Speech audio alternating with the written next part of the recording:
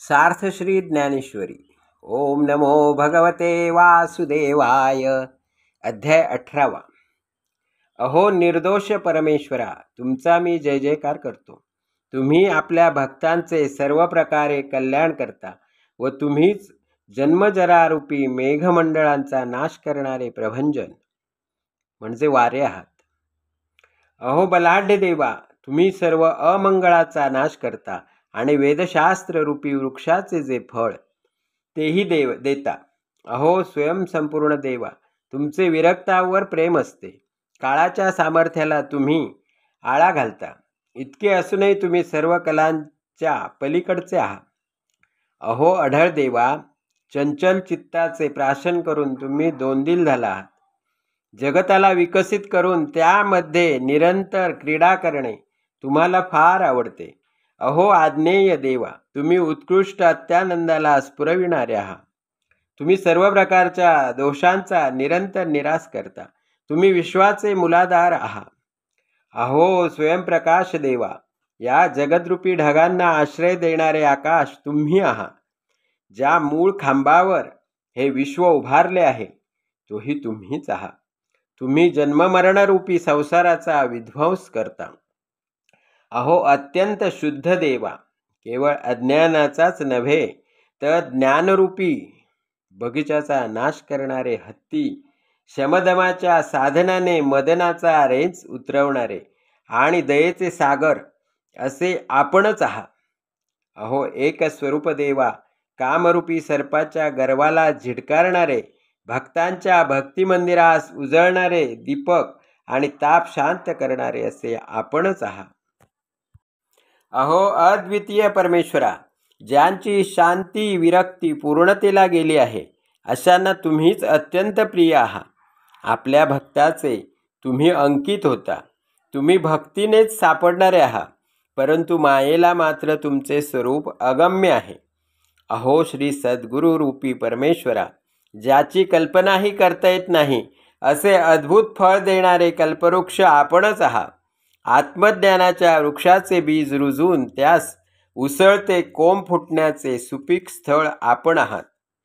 महाराज, मी आपला जय जयकार करतो, परंतु जयांचे विशिष्ट लक्षण मनाने जाणता किंवा वाचेने उच्चारता येत नाही अशा तुम्हाला उद्देशून नाना प्रकारची शब्दांची जडणघडण बांधून मी किती किती म्हणून स्तोत्रे रचावी.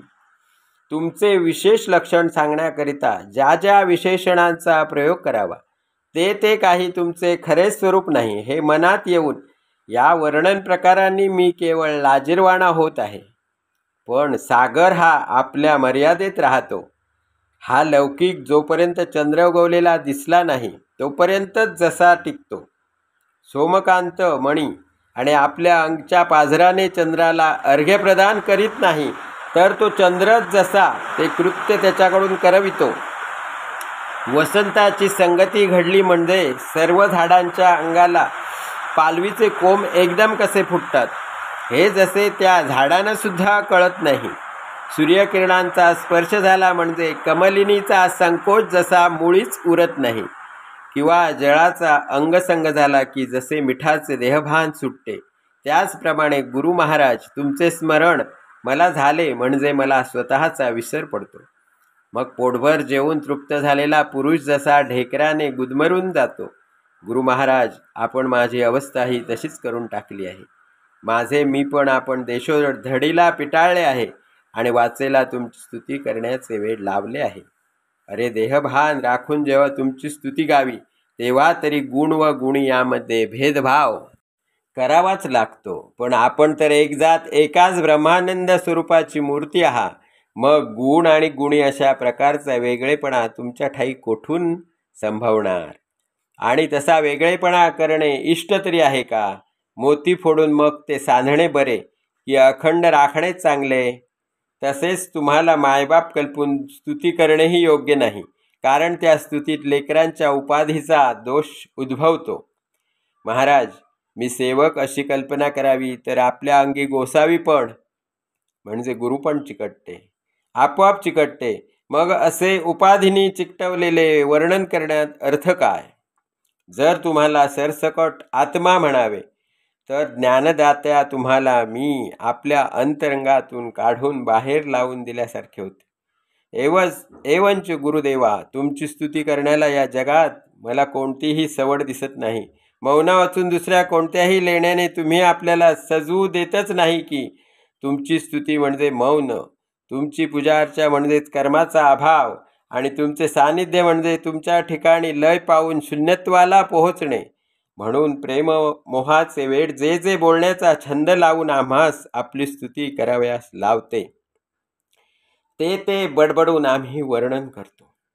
तरी देवा, तुम्ही करुणा माऊली आहात म्हणून ते सर्व कसे तरी सहन करावे म्हणजे झाले.